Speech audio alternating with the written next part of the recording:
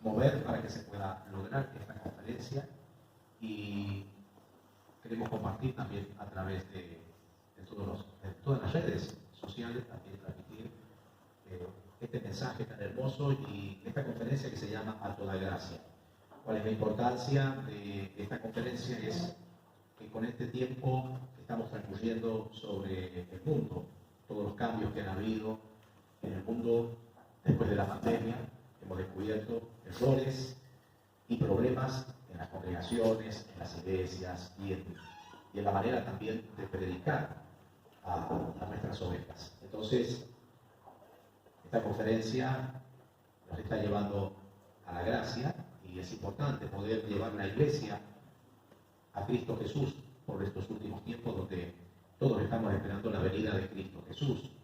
Y solamente viene a buscar una iglesia ordenada, sin mancha, sin arruga. Entonces la excelencia de los ministros de la palabra y el trabajo es formar el cuerpo, y al mismo tiempo de formar el cuerpo también mantener unida la iglesia de Jesucristo para que cuando venga Cristo Jesús le encuentre ordenada.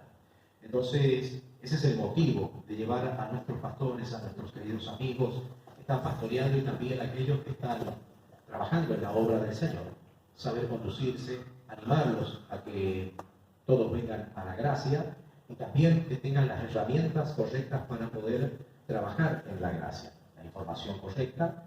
Y necesitamos en estos tiempos, después de la pandemia, reorganizar nuestras congregaciones y también nuestros estudios.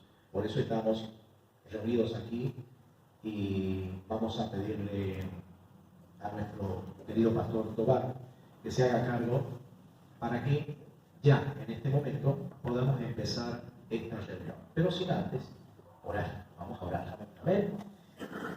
Oramos todos juntitos para que todo aquel que lo escuche llegue y entre su corazón, y también quede sembrado para que dé fruto al 100 por uno.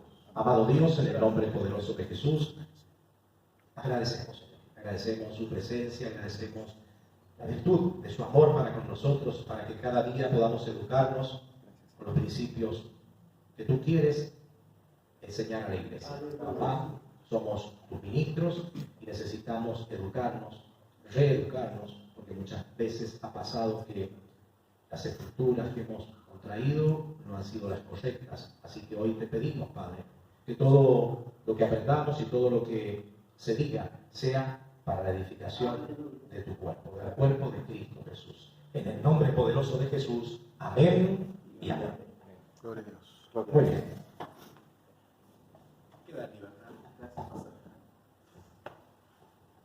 Dios les bendiga, mis hermanos. Bueno, damos gracias al Señor por la oportunidad, gracias al Señor por estos espacios que genera, que son muy importantes, porque, como venimos hablando, es necesario crecer en la verdad. Anoche hablábamos un poco de eso, ¿no?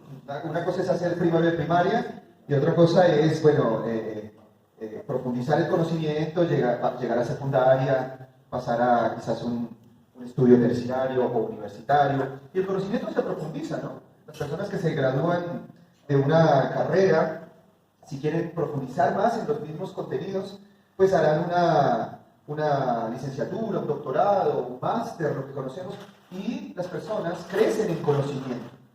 Lamentablemente dentro de la Iglesia Cristiana Evangélica, pues el conocimiento se ha demonizado, ¿no? Creo que todos conocemos el famoso, la letra mata, pero el espíritu vivifica, y se hace desde un entendimiento o desde una interpretación mala del texto, porque lo que quieren decir ellos es que pues estudiar está mal, que estudiar mata al espíritu.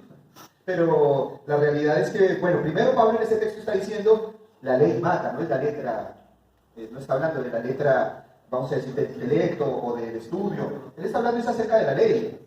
La ley mata, pero el espíritu vivifica. Por el contrario, en las Escrituras tenemos a hombres muy capacitados en las Escrituras. Para que un hombre fuera aceptado por el pueblo, por Israel, debía estar en perfecta concordancia con Moisés, con los escritos, con los profetas. Y era una manera de proteger la verdad de Dios. porque estamos hablando de temas que son espirituales, y la vida espiritual del ser humano, lamentablemente hoy a causa de la ceguera espiritual, no hay una distinción entre la imaginación y la espiritualidad, ¿no? No hay distinción. Las personas pueden imaginarse 30 ángeles y demonios volando y no pueden distinguir dónde está el Espíritu Santo, que Dios, porque el hombre mezcla la imaginación con la espiritualidad, ¿no? Y es ahí donde surgen los grandes problemas. ¿Por qué surgen grandes problemas? Porque se contamina la información verdadera, se contamina la información bíblica, se contamina la verdad de Dios invisible. Porque claro, estamos incursionando en un mundo que es inmaterial, en un mundo que no es materia, en un mundo que es espíritu, en un mundo que no tiene figuras ni formas, porque es espiritual. Por eso la Biblia dice que Dios no lo ha visto nadie.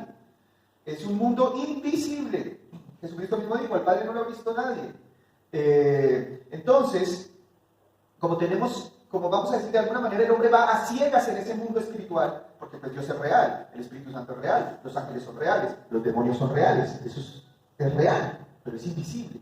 Entonces, ¿qué hacemos nosotros? Como es invisible, lo contaminamos con la imaginación y la fantasía. Y la fantasía es mentira, ¿no?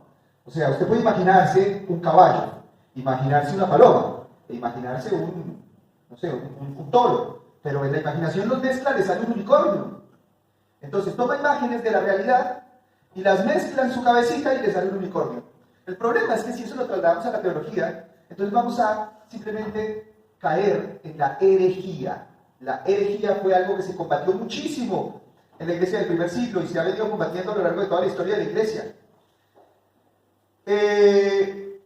La Biblia a nosotros nos representa un cerco, un seguro, una protección, porque vienen monstruos a meterse. ¿Qué monstruos? Los de la herejía, los de la mentira, los del engaño de Satanás, los de las falsas sabidurías, las filosofías huecas.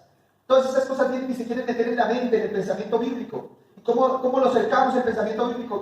¿Cómo establecemos un marco de verdad? Por medio de las Escrituras. Entonces es importante que volvamos a ser los hombres del libro. Es importante que volvamos a ser los hombres de la Escritura. Los guardianes de la verdad, como decía, que me gustó esa frase, lo decía un pastor reformado. Guardianes de la verdad. Mis hermanos, lo único que puede proteger nuestra mente de la mentira de Satanás, lo único es la Biblia. Es lo único, no tenemos otro medio. Y si nosotros pasamos las fronteras bíblicas, si nosotros menospreciamos la verdad de Dios, si nosotros menospreciamos las Escrituras, entonces hemos abierto la puerta para que entre el engaño, la mentira, la falsedad, la distorsión de la verdad. Y es tan fácil distorsionar la verdad, es tan fácil pervertir la verdad.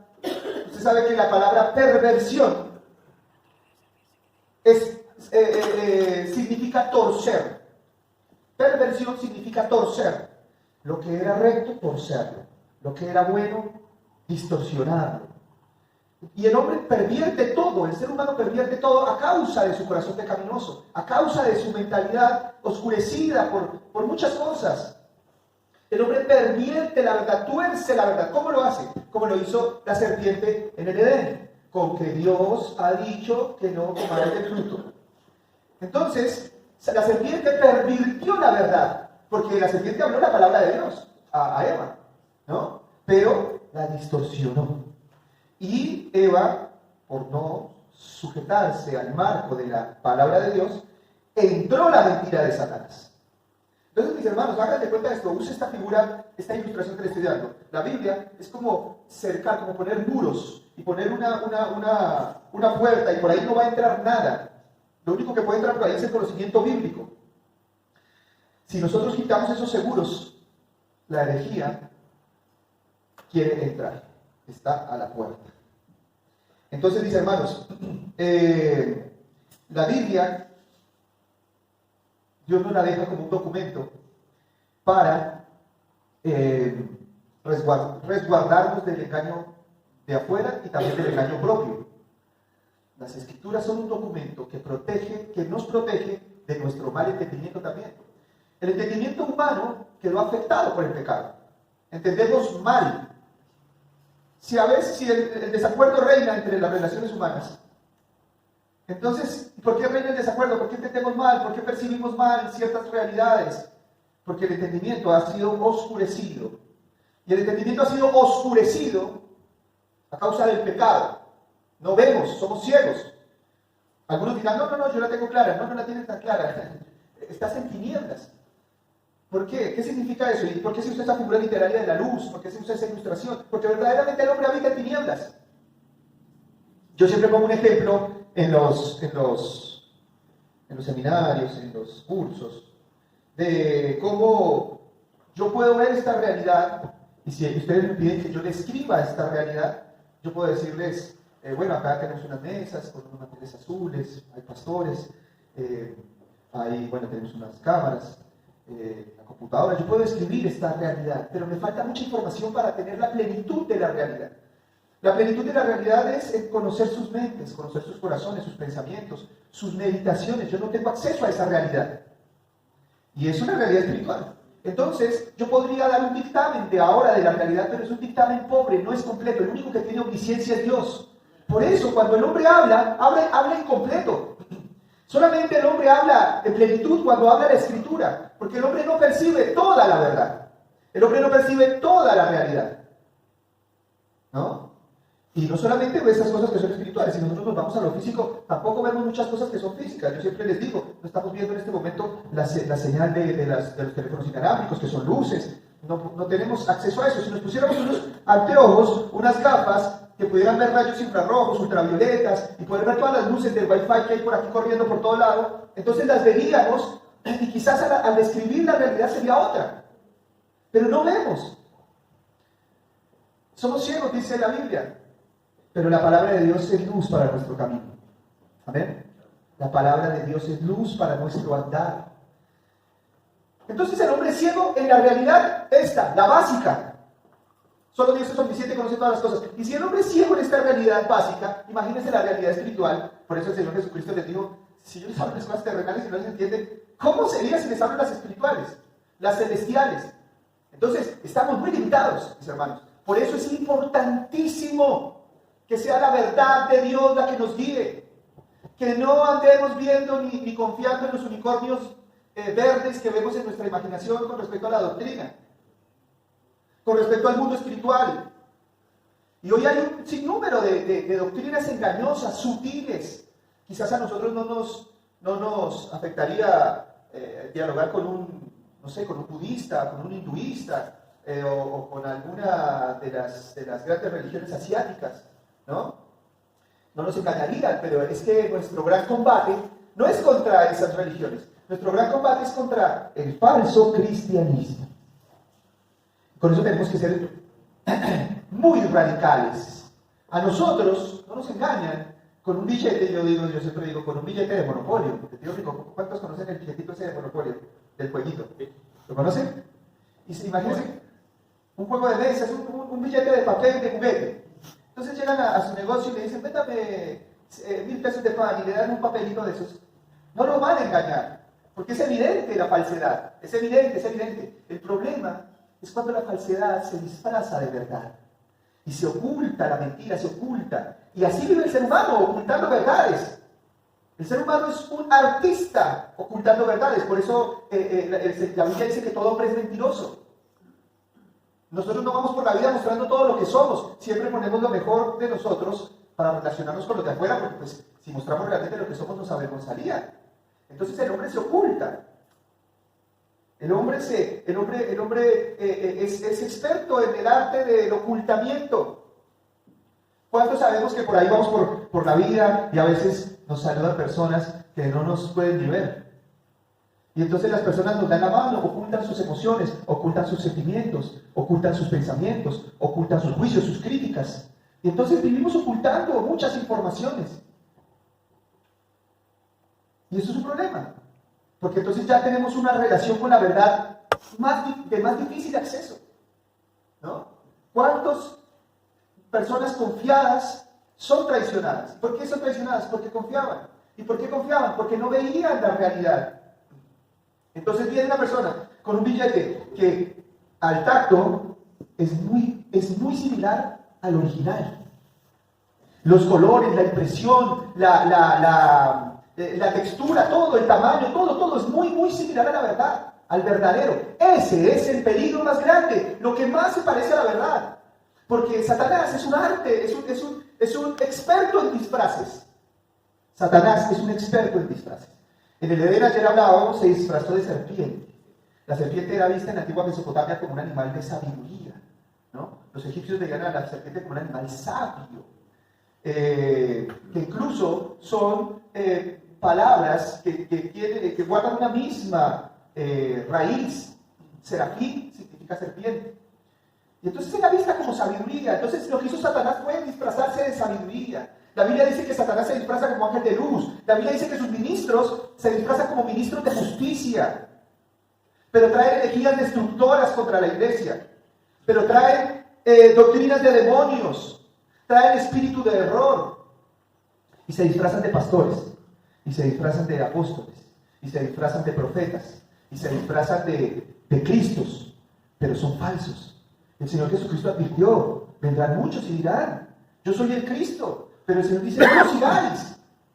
Y ninguno va a venir a decir, yo soy el Cristo, y a engañarnos desde un punto de vista, qué sé yo, moral. Siempre, Satanás se ha disfrazado de un hombre moral. Es más, cuando el anticristo se manifieste, Israel va a pensar que él es el Mesías, porque va a ser un hombre moral. El anticristo significa que es un opositor de Cristo totalmente. Es un opositor a Cristo totalmente. Pero para ser opositor de Cristo, se hace muy similar a él. ¿Me hago entender? Por eso Israel se va a confundir. Por eso Israel va a pensar que él es el hombre de Dios. Él es el Mesías esperado. Entonces fíjense cómo trabaja el engaño. No se va a presentar como el anticristo. Él se presenta como el Cristo. ¿Me hago entender? Entonces, mis hermanos, Charles Spurgeon decía una frase que resume todo esto que les estoy diciendo. Charles Spurgeon dijo que nuestra gran batalla no es contra la mentira, sino contra la casi verdad. La casi verdad. Cuando una persona va a juicio, cuando una persona está en un juicio y viene a dar testimonio, a testificar, cuando viene a servir de testigo, que en muchos países hacen poner su mano derecha sobre la Biblia y decir que va a decir toda la verdad, nada más, la verdad, toda la verdad y nada más que la verdad. Porque se puede decir la verdad, pero si no se dice toda la verdad ya es una mentira. Se puede decir la verdad, pero si no se dice toda la verdad, se convierte en una mentira completa. Una casi verdad es una mentira total, ¿no? Y nada más que la verdad, no hay que aumentar tampoco. Entonces, ¿por qué les digo esto? Porque muchas verdades parciales son usadas por Satanás para ocultar la verdad completa y de esta manera destruir. Satanás no se presentó en el desierto ante Jesús con el libro del Corán, ni con el libro del Mormón. Satanás no se presentó a tentar al mismísimo Jesús con, qué sé yo, con libros de filosofía. Satanás se presentó ante Jesús con la Biblia. Por eso Satanás, con verdades parciales, mete grandes mentiras. Por eso la Biblia dice que nosotros tenemos que seguir todo el consejo de Dios. El Salmo 119 nos dice, la suma de tu palabra es verdad. La suma de tu palabra es verdad. Entonces, entendiendo el riesgo que tenemos, entendiendo las limitaciones del entendimiento que tenemos y entendiendo que la Biblia para nosotros es la verdad absoluta, que la Biblia es la palabra de Dios, es un título muy importante, palabra de Dios, debemos crecer en la verdad escritural. Porque el hecho de que hayamos abandonado la Biblia como pastores, como ministros, como iglesia, ha sido lo que ha abierto la puerta para que entren un sinnúmero de prácticas que hoy vemos en el evangelicalismo latinoamericano, que son totalmente contrarias a la verdad de Dios. Muchas personas dicen que la Biblia es una revelación antigua, pero ahora ellos tienen revelaciones frescas. Estas nuevas revelaciones son mentiras, son engaños. Entonces, mis hermanos, yo quiero, con esta pequeña introducción, dar un pantallazo histórico de cómo la Biblia se consolidó como la palabra de Dios y como la única fuente de verdad, la única fuente que puede establecer verdad. Nada que esté por fuera de la Biblia es la verdad. Todo lo que esté bíblico es la verdad. Tenemos que entrenar nuestra mente para que nuestra mente sea bíblica. Mientras nosotros más bíblicos seamos, mientras tengamos una mente más bíblica, más nos estaremos relacionando con un Dios legítimo, verdadero. No estaremos distorsionando la verdad de Dios. Entonces, mis hermanos, la Biblia siempre ha sido combatida, siempre. Los apóstoles siempre hicieron énfasis en no alejarse de las Escrituras. Cuando surge el Nuevo Testamento, cuando viene la plenitud de la revelación de Dios, cuando viene Cristo y Él se constituye en el mensaje más grande de Dios para la humanidad, los hombres del primer siglo quisieron deshacerse del Antiguo Testamento. ¿Por qué?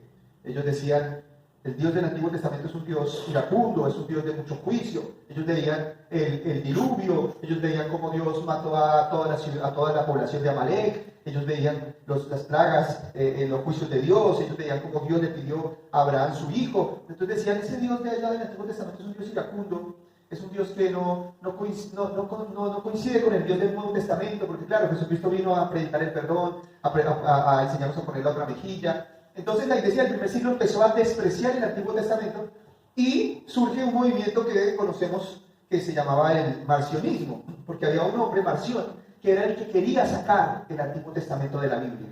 No me convence, no me satisface emocionalmente. Pero como Dios en su infinita providencia guarda sus escrituras, guarda su verdad, finalmente él fue vencido, fue declarado herético. Y se estableció que la Biblia consta del Antiguo Testamento, Nuevo Testamento, bueno, eso tiene toda una técnica, pero lo importante que yo quiero rescatar de esto que le estoy comentando es cómo la Biblia siempre ha querido ser dividida. Y entonces, mis hermanos, nosotros no podemos ser los marciones actuales, que solamente nos gustan los salmitos, que solamente nos gusta el Evangelio de Juan y no nos gusta leer toda la Escritura. Lamentablemente, mis hermanos, si le preguntamos a la iglesia, el 99% de la iglesia no ha leído toda la Biblia. Los salmitos a nosotros nos han, y lo digo de manera irónica, ¿no? Porque la palabra merece reverencia, pero las palabritas, las promesitas que nos seccionan, nos dividen la palabra, y no se lee el contexto, no se entiende la conversación de Dios. Por ejemplo, no se lee una carta completa, una carta, la de Efesios, se lee por pedacitos, no se entiende nada. Imagínense que nosotros tuviésemos que hablar, tener una conversación con una persona y habláramos de a 30 segundos cada 2 horas. No se entiende nada, no hay diálogo entre la Biblia y yo. ¿Por qué? Porque cortamos las Escrituras, somos los marciones modernos. Entonces, uno de los grandes propósitos, mis hermanos, de esta enseñanza es que volvamos a la Escritura y a toda la Escritura. Ya vamos a ver 2 conceptos que surgen en la Reforma: toda Escritura y sola Escritura.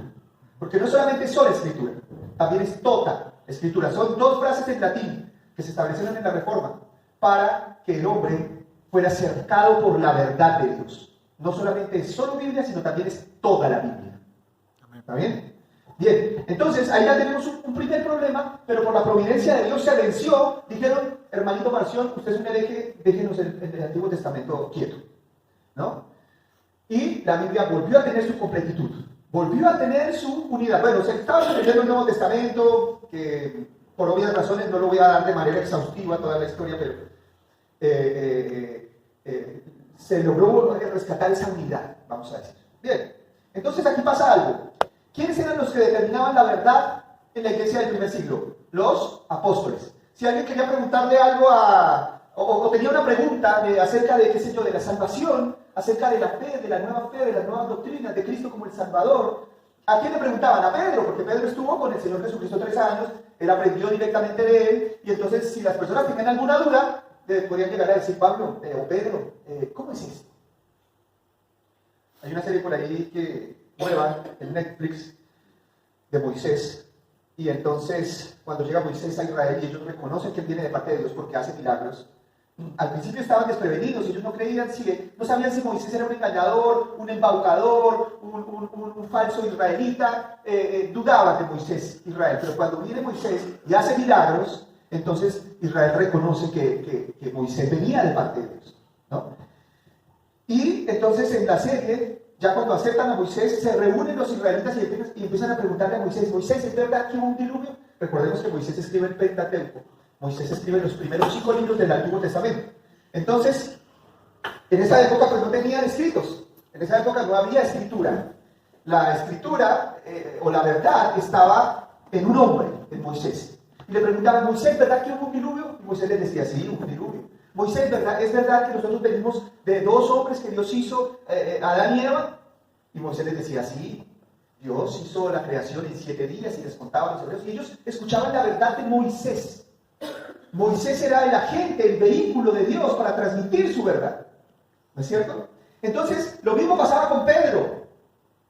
Lo mismo pasaba con Pedro en el Nuevo Testamento.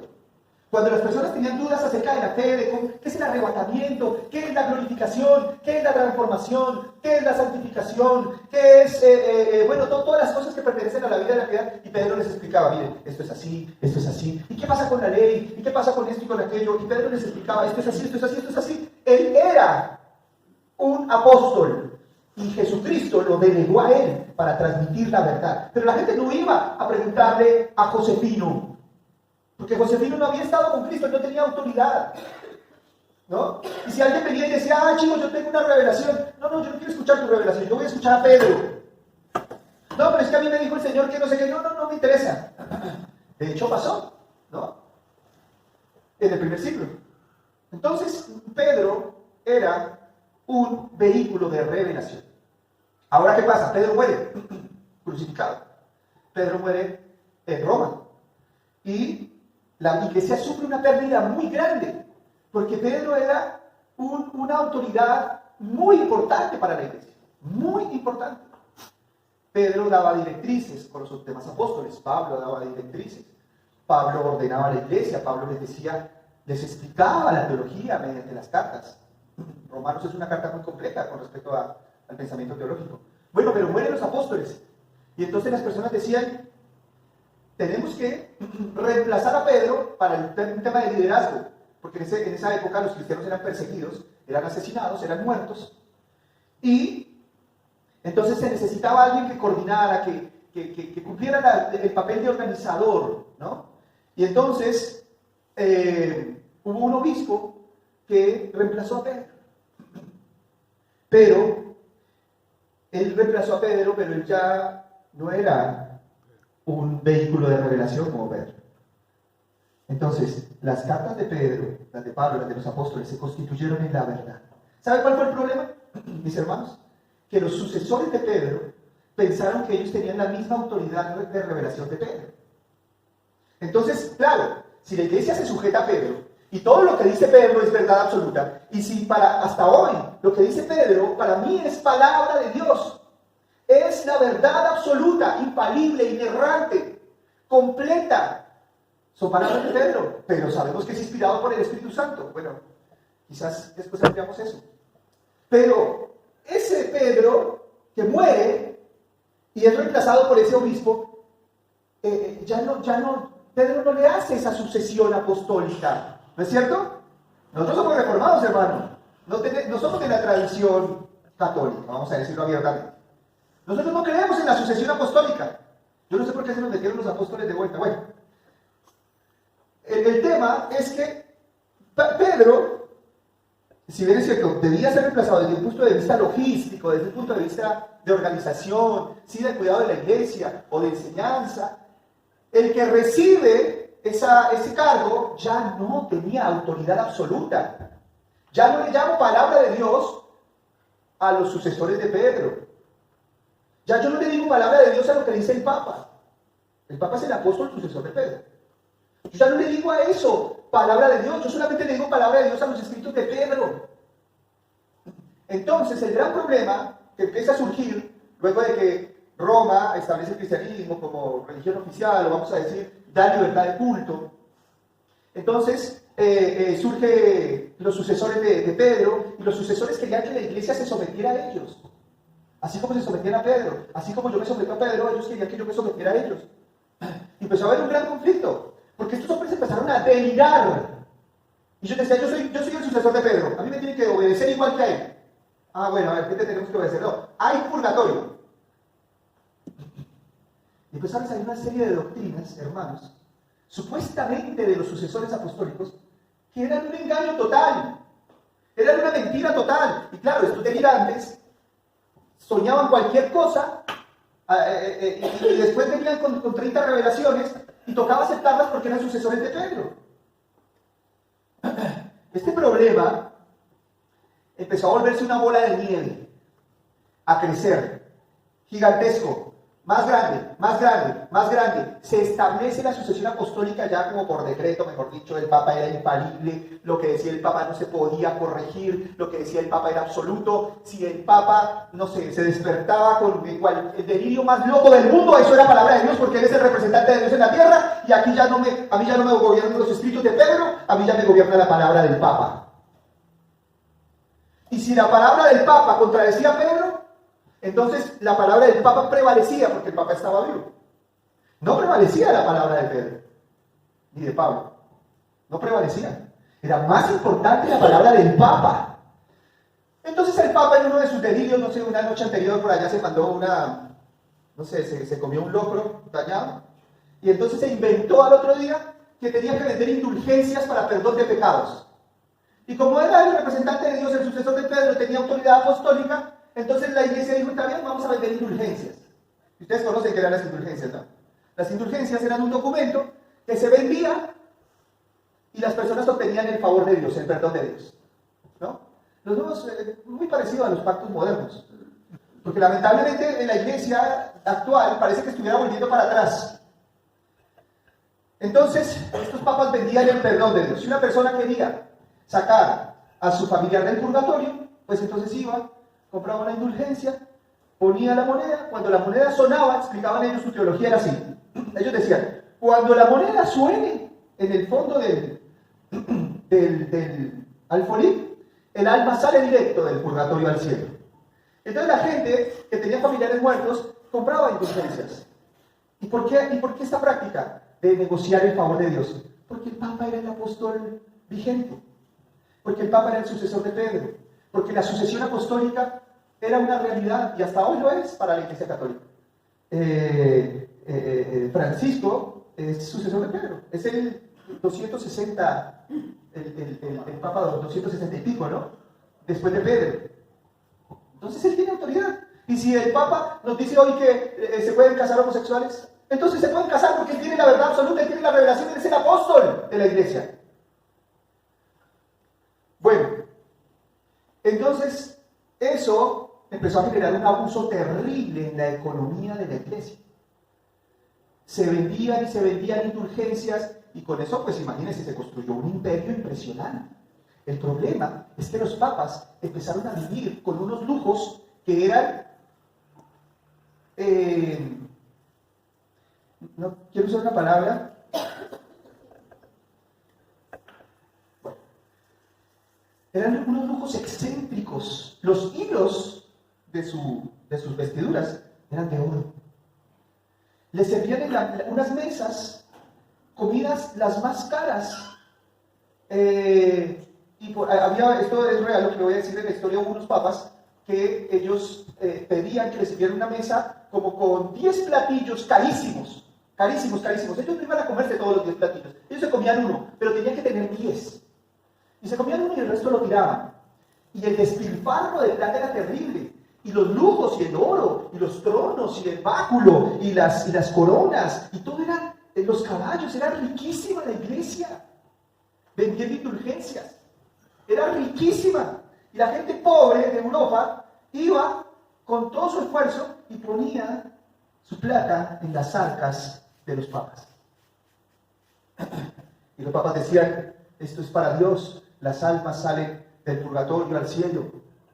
Y un día, otro papa drogado empezó a vender el cielo. Empezó a vender el cielo por parcelas. Usted lee la historia, esto es una realidad. Hicieron un papa gigantesco, azul, y le pusieron una cruz en el centro. Y entonces parcelaron el mapita ese. Dice, bueno, los terrenos que están más cerca de la cruz son un poquito más caros. Los que están más lejos de la cruz por allá, que no son VIP, esos son un poco más baratos. Y la gente empezó a comprar el cielo. ¿El qué? Parte del caso. Bueno, y entonces la gente compraba el cielo. Porque el otro delirante se le ocurrió vender el cielo. Y como la palabra de él era palabra de Dios, como era un apóstol de Pedro, el sucesor de Pedro, entonces había que aguantarse todo lo que él dijera. Y empiezan los abusos, hermano. Empiezan los abusos en la iglesia. Y cuando la gente se oponía al Papa, el Papa le decía, yo soy el representante de Dios, te voy a quitar mi cobertura. Y sacar la cobertura, ¿sabe cómo se llamaba en esa época? La excomunión. Si una persona era excomulgada de la iglesia, prácticamente era condenada al cielo. Y le tenían terror a ser excomulgados. Entonces el Papa sacaba una bula, se llamaba la bula de la excomunión, y salía de la cobertura. Cualquier parecido con la realidad es pura coincidencia. Salían de la cobertura. Y era terrorífico salir de la cobertura, porque la gente prácticamente salía de la cobertura del Papa a la ira de Dios. Y vendían las indulgencias, y se construye el Vaticano, y la Basílica de San Pedro. Y bueno, el problema es que la iglesia empezó a tomar el papel de Estado, porque cuando el Imperio Romano cae, la que hacía obra social, la que se encargaba de los pobres, y eso era la iglesia. Entonces la iglesia empezó a tener un poder político en ese momento, un poder político. Entonces no solamente era un poder religioso, sino que era un poder político, y los papas estaban embriagados de poder, embriagadísimos. Imagínense, era palabra de Dios lo que ellos decían. Todo lo que ellos decían era palabra de Dios. Ya tenemos las bulas de excomunión, ya tenemos el purgatorio, ya tenemos las indulgencias, ya tenemos venta del cielo por parcelas. Todo lo que ellos decían había que aceptarlo. Y cuando alguien decía, me parece que esto no es así, excomulgado. Y la iglesia, la institución, empezó a meterse adentro de la vida de las personas de una manera abusiva. El Papa, la iglesia, determinaba qué matrimonio era legítimo, qué matrimonio no, qué hijo era legítimo, qué hijo no.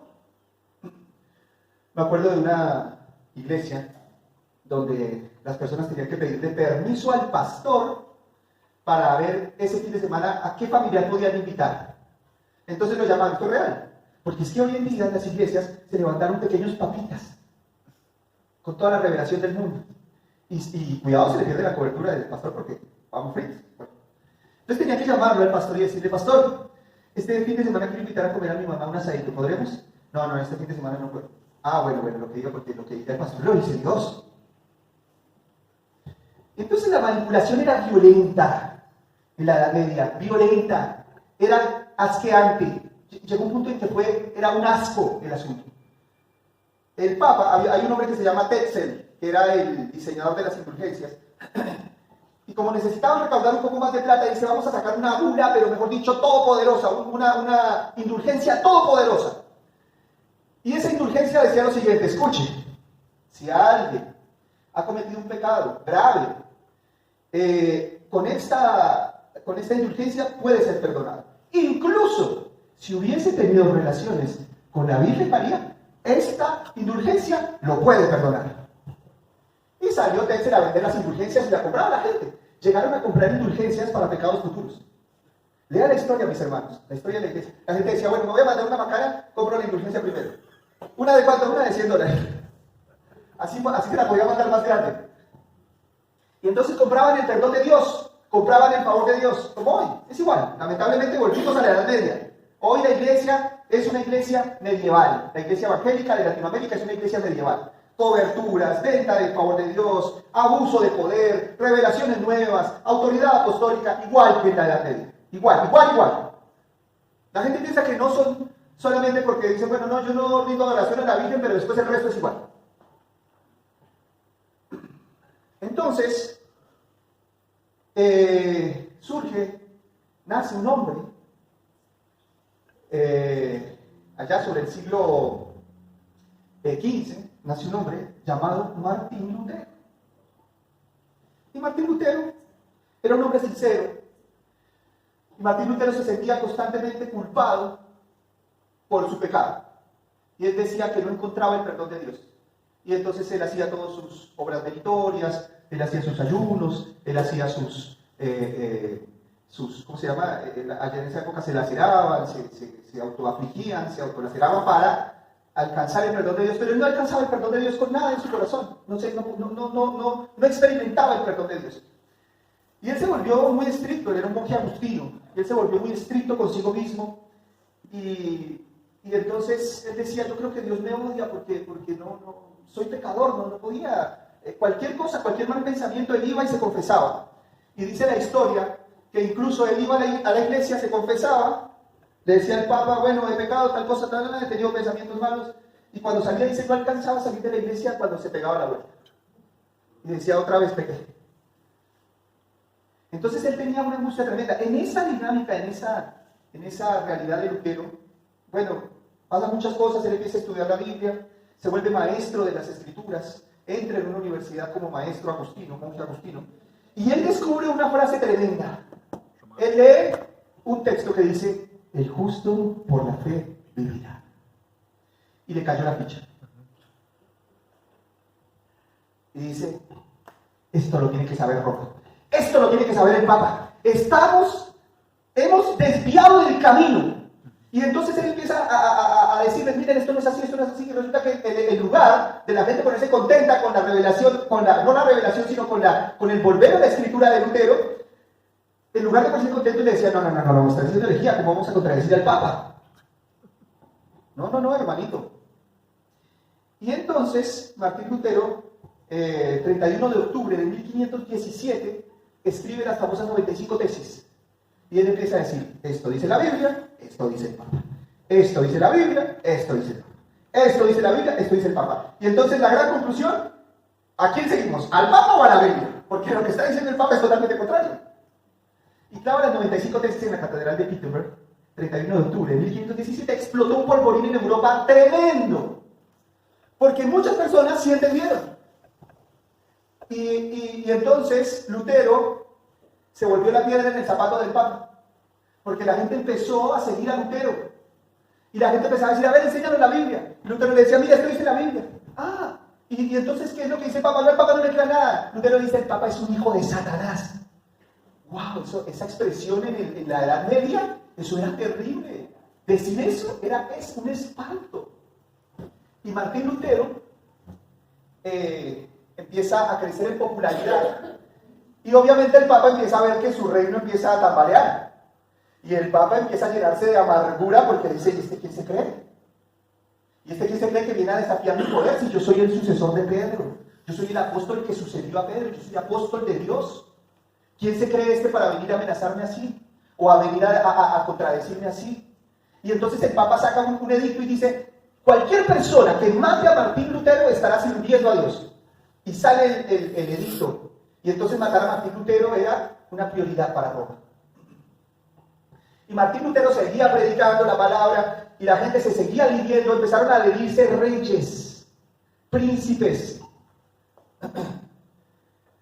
Algunos empezaban a adherir a Lutero, sinceramente, y otros por conveniencia política. Como pasó con el caso de Enrique VIII. Enrique VIII se quería divorciar de su mujer y quería casarse con Ana Bolena porque estaba más bonita la chica. Entonces le manda y le pide al Papa que si no puede, se puede divorciar. Entonces le marca, ¿no? Le manda un WhatsApp y le dice, querido, quiero ver si me puedes firmar el divorcio con mi mujer porque me voy a volver a casar. Y el Papa le dice, no te voy a permitir que te cases y que te divorcies porque eso va en contra de las leyes de la iglesia. Entonces Enrique VIII, rey de Inglaterra, le dice, no me vas a dejar divorciar, pues yo me voy con Lutero. Y se fue con Lutero. Pero eso era todo un revuelto porque ya el Papa no tenía autoridad. Entonces el Papa hervía en descontento. Le hervía la sangre al Papa por lo que estaba pasando. Y entonces Lutero establece un principio. Toda voz humana debe silenciarse y solo la Escritura es la palabra de Dios. Ya no hay más palabra de Dios. Larga vida de Lutero, y el informe le llegaba al Papa que hervía en amargura y le llegaban los informes, no, la gente dice larga vida de Lutero.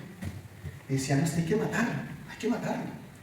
Y después, al más norte, o sea, más llegaba a Alemania, la oposición era todavía más fuerte. Entonces, primero le llega el informe al Papa de que la gente de las clases decía larga vida a Lutero. Después dicen, no, ya no están diciendo más larga vida a Lutero, ahora dicen larga vida a Lutero y muerte al Papa. Entonces, bueno, vamos a llevar a juicio a este hombre. Y lo llevan a juicio a Martín Lutero. 1521, la dieta de Worms se conoce. 1521, se reúnen unos principales, se sienta Lutero ahí en el banquillo de los acusados y le dice, Lutero, usted se retracta de todo lo que ha dicho y de todo lo que enseña y de las 95 tesis, ¿se retracta o...? Y Martín Lutero le dice, bueno, denme 24 horas, porque era un juicio y Martín Lutero, él mismo manifiesta tener miedo, él decía, tenía temor, estaba asustado. Era un juicio contra el imperio. Yo era tan solo un pollito en la mandíbula de un león. Entonces Lutero dice, denme 24 horas. El Lutero va, ora a Dios y bueno. Y le dice, ¿Lutero tiene una respuesta? Sí, tengo una respuesta. Bueno, se retracta de todo lo que enseña en contra del Papa, en contra de la Iglesia y en contra de todo. Y Martín Lutero dice que esta frase es famosa hasta el día de hoy. Usted busca en internet. Dieta de Worms, 1521. Lutero dice, no me retracto nada. Porque no es conveniente ir en contra de la Escritura, ni de la conciencia. Y dice, a menos que me convenza por la Escritura y por la sana razón, no me retracto. Bueno, ahí organizaron toda una escapada porque vienen unos amigos de Lutero, se lo llevan secuestrado para que no lo maten y lo esconden en un castillo y Lutero no sabía nada, ¿no? Lutero simplemente le ponen una capucha arriba, se lo meten en un carro, se lo llevan a un castillo, lo meten allá y él decía, me van a matar. Cuando le sacan la bolsa de la cabeza eran sus amigos y decían que teníamos que sacar así porque no había otra. Y Lutero le vuelve dando al cuerpo, gracias a Dios. Y él empieza a traducir la Biblia al alemán, que era un pecado, traducir la Biblia al alemán. Entonces explota la reforma. Y a partir de Martín Lutero surge un principio que hasta hoy gobierna la iglesia evangélica, que parece que hoy se perdió. Ese principio es: solo la Escritura es la palabra de Dios. La voz humana y angelical debe callar. No hay más revelaciones. No hay más apóstoles. El último apóstol fue Pablo. No hay más apóstoles porque el único sucesor apostólico legítimo, el último que entró fue Pablo. El Papa no es un apóstol sucesor de Pedro. La sucesión apostólica es una herejía. Y ahora yo no sé por qué en la iglesia evangélica se levantaron los apóstoles. Bueno, porque hermanos, si venden otra vez el favor de Dios, y hoy ya no son indulgencias pero son pactos, y hoy ya no es excomunión sino cobertura, y hoy ya no es, Papa, pero sí son neoapóstoles, hemos vuelto a caer sometidos a la palabra del hombre. Y hemos dejado de lado la palabra de Dios.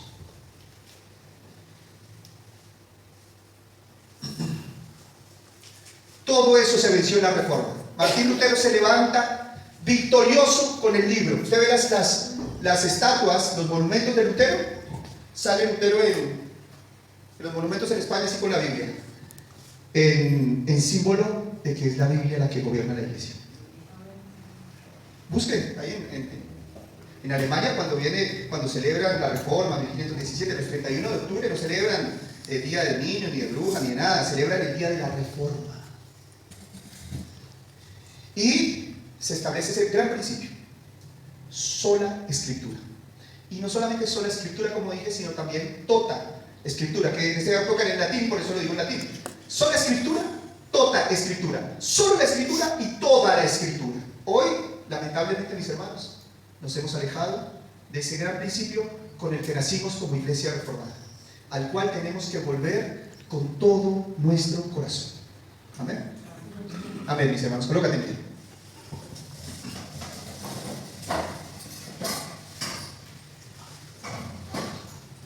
Señor, te damos muchas gracias. Gracias, Señor, por tu palabra. Gracias por los hombres de autoridad que gobiernan la iglesia, que son los apóstoles, los 12. Y gracias por todos aquellos pastores que son fieles a las enseñanzas apostólicas escriturales, Señor. Ayúdanos a volver a ellas cada día con mayor amor, devoción, con más compromiso. Aléjanos de la palabra del hombre.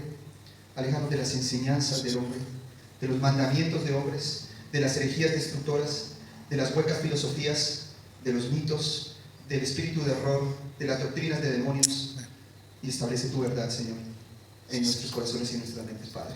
Te lo pedimos en el nombre de Jesús. Amén. Amén.